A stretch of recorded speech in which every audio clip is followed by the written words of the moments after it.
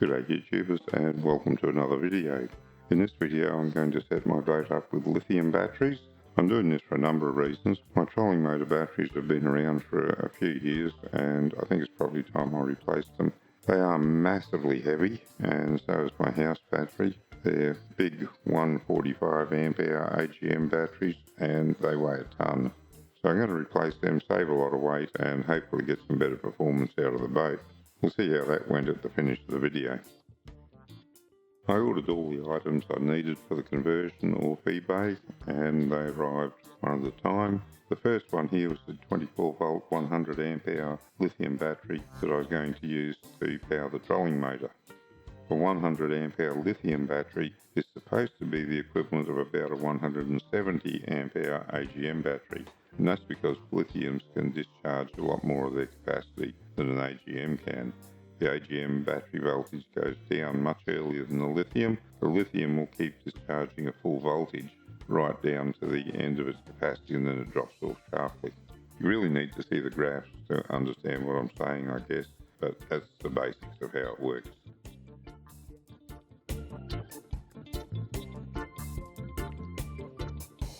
And this will be the other lithium battery for the house battery. You can see how much care they take when they transport things. Here in the package there. Well, that's very neat. It comes with a readout. It doesn't look like it's charged. Well, it looks of that. Well, it is charged. Fully charged. Okay. There we go. Oh, that's light. That is so light. Take a lot of weight out of the boat.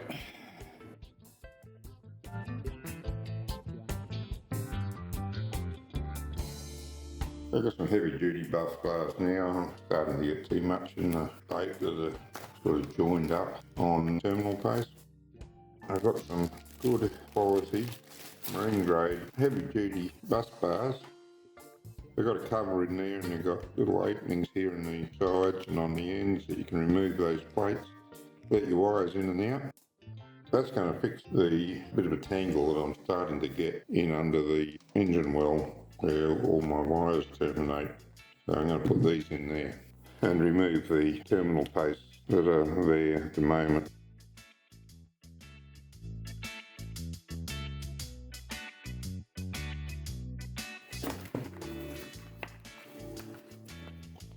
That's the new lithium capable combiner for the house and starting batteries.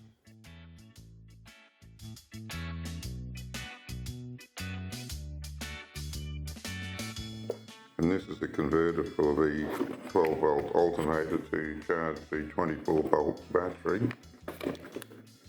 Some Victron Energy, I've already done the unboxing of it. Gives you a nice book of words explaining all you need to know about fitting it, even with some colour illustrations. So I got the non-isolated one. There is an isolated one. You need to keep your earth separate.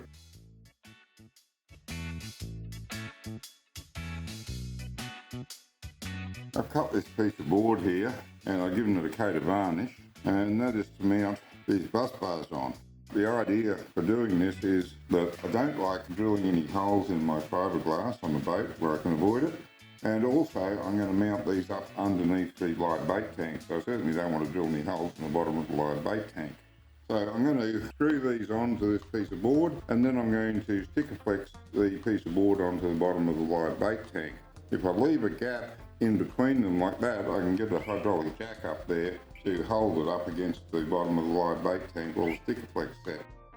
So first thing I've got to do now is get a screwdriver and get these screws out of the top of the cases so I can screw the balance of it on.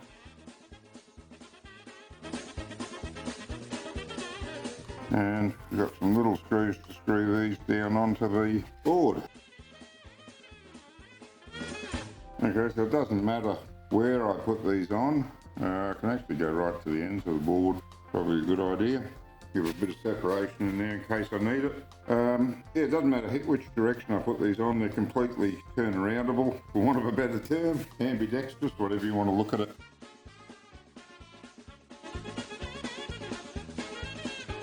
Yeah, I like electric screwdrivers. And my wife has arrived with a job for me to do, so I'll just take a break and get that done. Okay, done that little job for my wife, and back here, the rest of these screws in this one.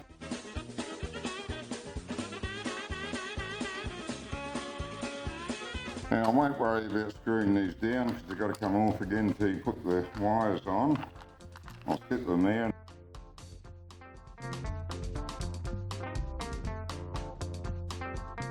It's going to be a little bit hard to see enough under here, but hopefully you'll see enough to get the idea of what I'm doing.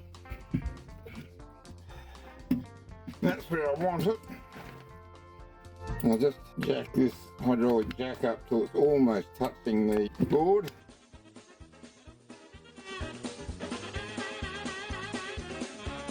Move that aside. Now, I've got to get some sticker flex on this.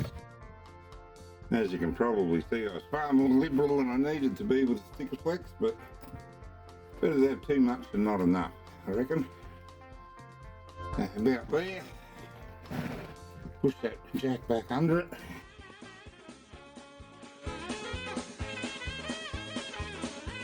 And bring the camera around here now.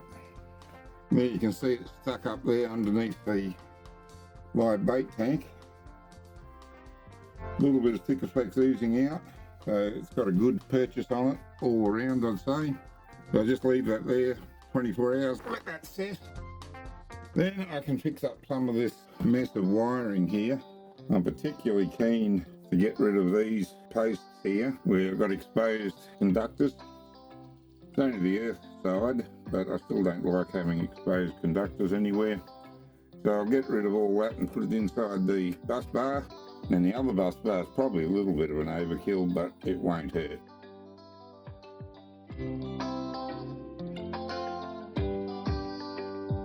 Just a little progress shot. I got most of the wires on there now. I've just got to put the main lead from the master switch for the house battery onto this. Everything else is connected and everything's done in full marine grade wire, and it's all got heat shrink around the ends. Because I'm using heavier cable, I had to use the heavier eyes, so I've actually put heat shrink on all of them just to make sure that they're all protected into the wire and keep as much moisture as possible out of the wire. Even the moist air will cause it to corrode. It's still not a beautiful bit of wiring, but it's better than it was, so I'm happy with that.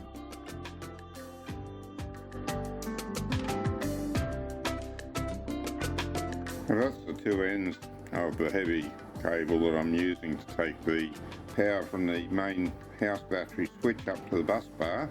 It's an overkill, but that's fine. I prefer overkill to underkill when it comes to wiring. You end up with a lot less issues. I've still got to heat shrink this onto it because that's the hot glue inside the tubing. You heat shrink it on and the glue seals it so there's no moisture gets in. I've let it overhang a little bit on the end there.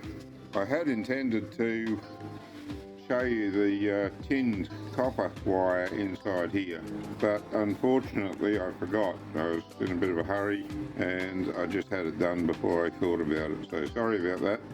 If you get marine grade wire, it will be tinned. It will look silver instead of copper. Copper inside, and the tinning on the outside of the copper stops it from corroding.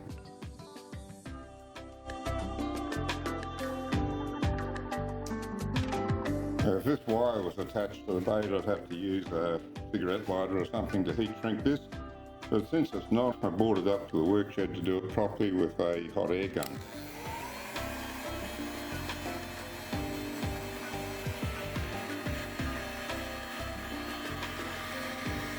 Mainly because the hot air gun gives me more control, and look how beautifully that's shrunk in around the eye there.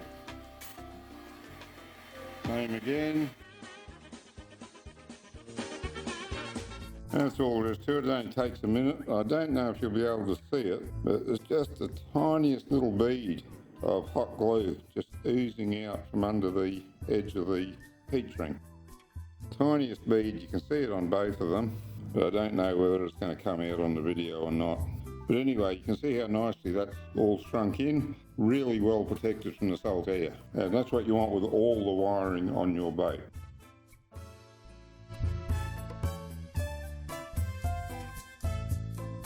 For those of you that have watched my previous videos on the electrical system on my boat might have seen the way this was set up. I had the switch flush mounted in there, and that is such a tight spot to work in that I'm just pulled the whole thing out when I had to do this other minor little job, because I had to get in behind and put a couple of connections on it, and I just really got annoyed and thought, well, I'm going to fix this properly. That's what I'm doing now. I've pulled it all out and I'm going to do the job properly this time. I thought I'd done it properly originally, because I do like flush mounted switches, but it's just too hard to work on. So I am going to mount it on the base plate up there. Be well out of the way, I can get rid of this piece of board then, and it won't be down here sort of almost in the road of the field lines. I've never been real happy with that either. Always worried about vibration with anything that's close to field lines.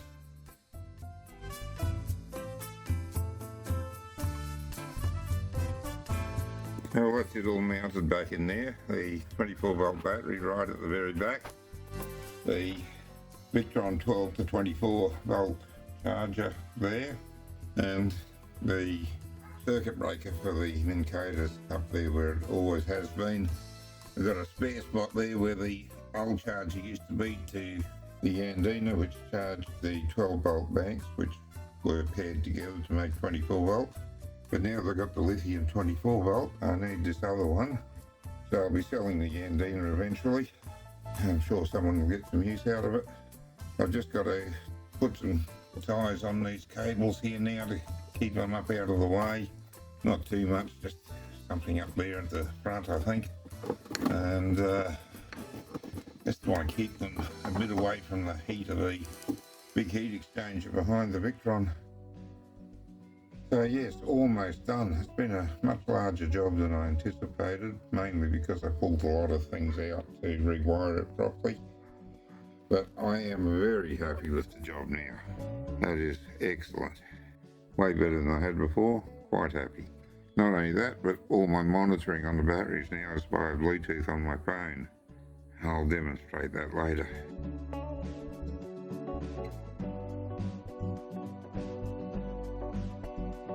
I'll come over here and just have a look at the 12 volt system there.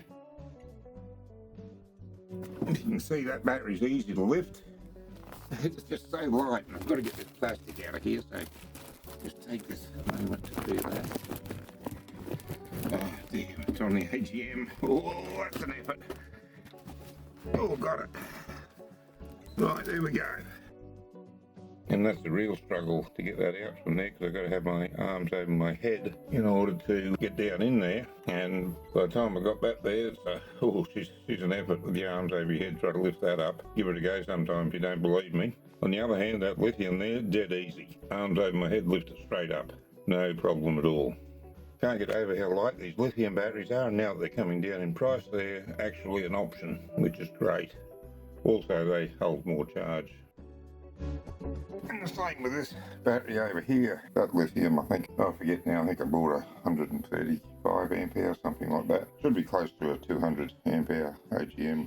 So very impressed with all that. I shouldn't have any worries with power overnighting. Only slight concern I have now is I don't have a spare AGM if the cranking battery goes on me. I'll have no alternative but to connect the lithium up, but I'm not sure how they go for cranking. I might get away with it once, get me started. If I ever need to do it, I'll be coming straight home, that's for sure, without stopping the engine.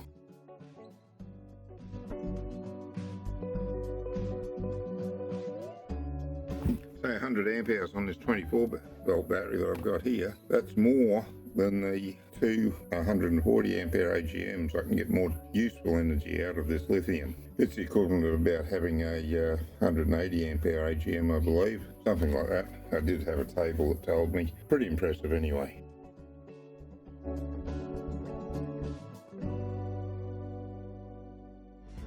Up in there, here's my lovely new bus bars. Gee, they make it neat. So much neater. I mean, I have seen better wiring. I'm not a professional. I have seen better jobs of wiring, but I'm pretty happy with this, particularly compared to the mess it was becoming with all the small additions I'd put in. Doing the work that I did, pulling everything out, and well, not everything, but pulling a lot of it out and redoing was well worth the effort. It's taken me, let me see, 3 afternoons and a morning, 3 afternoons after work, and 1 morning in my RDO to get it all done and finished, but been well worth it. Now, the one thing that was worrying me was I did have some things that were sitting around and potentially rubbing up against the fuel hose. There's none of that anymore. Got this old block of wood now that's not used. It's attached to the boat pretty well, so I'm going to leave it sit there for a while. Not doing any harm, and it's out of sight, so it's not annoying me by looking at it. One day I might do something with it, or take it off. In the meantime, just waiting for these batteries to charge.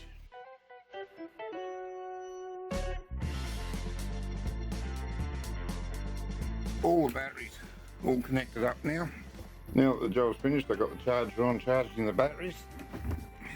You can see there that Victron unit there is taking 12 volts in and putting 24 volts out to charge the battery. I'll show you the charge state of that shortly on a still. That's the battery there. Can't get over how light these lithium batteries are. That is way lighter than even a single 12 volt AGM that I had. I had two 12 volt, I think 140 ampere AGMs in there for the trolling motor, and that one lithium is lighter than one of them. Lithium battery there. To get it out from where I've got it, I have to lay on my stomach, put my arms up over my head and lift, and it is a struggle, but I can do it. Whereas with the AGM batteries, all I could do was just slide them out. I couldn't lift them at all. And if you doubt how hard it is to lift something laying on your stomach with your arms over your head, give it a go sometime. It's a challenge. I've got all the wiring there all zip tied up now, nice and neat. Even the cable out to the transducer wasn't done before because the AGM batteries were in the way and it was just too difficult to move them. But now, since I had everything out, I've redone all the wiring that needed redoing, so everything's nice and neat now. The cables aren't running dead straight, but I had some extra that I wanted to use up, so pointing them up there to the ceiling was the best way to use it up and still leave that slack, so that if I get the battery out I can get it out a reasonable way to work on it. The little Yandina charger there, you can see the green light on it. She's going fine, charging up the other lithium battery, the 12 volt battery.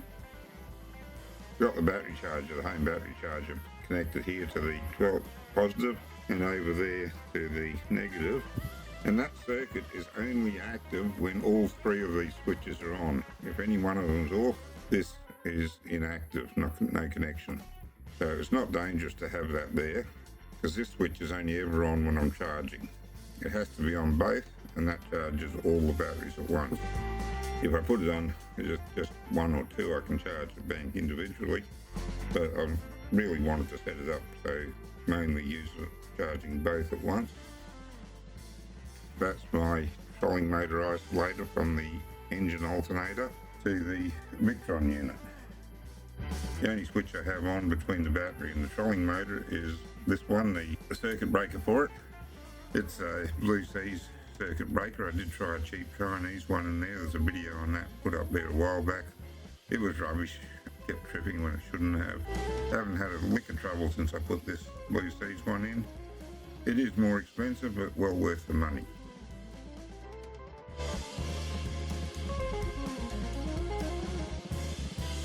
Just a few logic tests before I power anything up here. Put the ohm meter on, make sure I'm getting a reading, and make sure I've got no short circuit.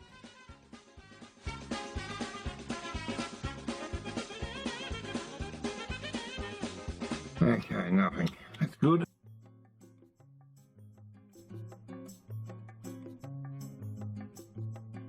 Alright, I've got my Victron unit connected here. I've just updated the firmware straight after connecting to it. Notice that I haven't got the 24 volt side connected yet. You can't connect it to the battery until you've set up your charging profile.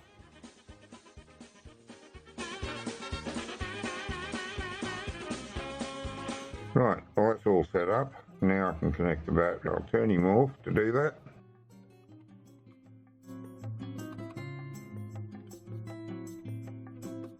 This is the battery monitor that I bought to monitor the house lithium battery. You can get some that do AGM batteries and some that do lithium batteries, so if you're getting one, make sure you get the right one. I'll put some links in the video description below for all this sort of stuff. This is really good because it allows me to monitor the state of the battery on my Android phone. It also works on an iPhone if that's what you have. As you can see from these screenshots, as the battery was charging, it shows you the actual state of the battery as you go along through the charge. And that's very good because I do like to know the state of the battery, and up till now I've just been using the voltage readout on the chart plotters to get an idea of how much charge was left in the battery. But this is way better. In fact, it's so good that I'm going to buy a second one to fit to the AGM starting battery just so I can keep an eye on that as well. As I've mentioned in several videos, I'm really paranoid about running out of battery power while I'm out on the water. Battery power and petrol is something I really keep my eye on while I'm out there.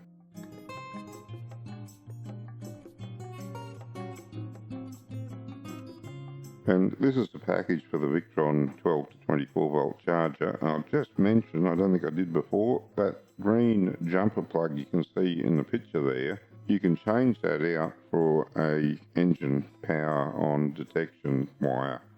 That's if you don't have the same sort of setup with the auxiliary charger that I've got. If you're charging off your mains, you don't want this unit taking power from your 12 volt batteries, putting it into your 24. You only want it active when the engine is actually running. So if you just have the one charging setup, you really should have that connected. And these couple of screenshots from my Android phone are just showing the charging of the 24 volt battery from the 12 to 24 volt charger.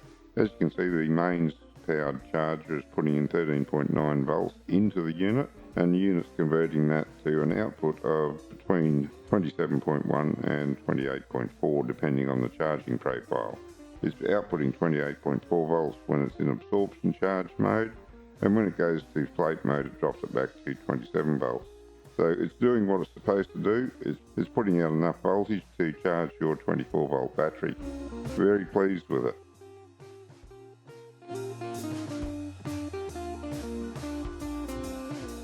This is a nice little switch panel that I've ended up with. That's my master switch for the house and engine batteries. It's not your double on-off switch. Single on switches on the house circuit and the engine circuit. Both circuits are separate. I can combine them by going all the way around if I need to. That's just to start the engine in an emergency. This switch here is just a single pole switch, on or off, and what that does is it switches in the auxiliary circuit from the alternator to charge the trolling battery. So I can leave that off and direct all the charge into the main batteries, the house and the engine batteries. I can switch this on, and when the main and engine batteries are charged, the engine will provide power to charge the trolling motors. So normally I switch both these on, and that's all I do when I'm out on the water. Now this switch is your standard 1-2 both switch, and that is never turned on when I'm out on the water. The only time that that's turned on is when I'm charging the boat at home. That's a positive terminal. There's a negative terminal just over here. You can just see that, I think. And I attach the charger to those terminals, but they're not live. This positive terminal here is not live until this switch is turned on. I turn it on to position 1, it charges the house and engine batteries. Turn it to position 2, it charges the trolling batteries. And turn it to both, it charges all 3 batteries at once. But as I say, it is never on except when I'm charging. So having the exposed positive terminal there, it is never active unless I'm charging and have the charger attached to it. And that's it for the video. It's gone on plenty long enough, so I'm going to wind it up here. I just want to say that I've replaced 90 kilos worth of battery. That's 3 140 amp hour AGM batteries at 30 kilos each for the 24 volt lithium and the 12 volt lithium. So 90 kilos gone out of the boat, replaced with 34 kilos. So that's almost a third of the weight of the AGMs. So I've saved about 55 kilos roughly. That's a fair weight to save out of the boat, and I have had the boat out to try it all out, make sure it's all working, just a close-in trip before I venture offshore. And I did notice that the boat was performing better. It's slightly different in the water. It's maybe half a knot faster at the same RPMs, so really good decision to go with this. It's a long video, so I've missed out a lot of things that I should say. I have put it all in the video description below, and there's links to all the things that I bought to do this job. If you're interested, have a good read of that if you're thinking about doing it, because there is some information in there that's well worth knowing. So that's it. Next video I expect will either be a fishing trip or another one of the offshore series, depending on how the weather behaves. Until then, good fishing.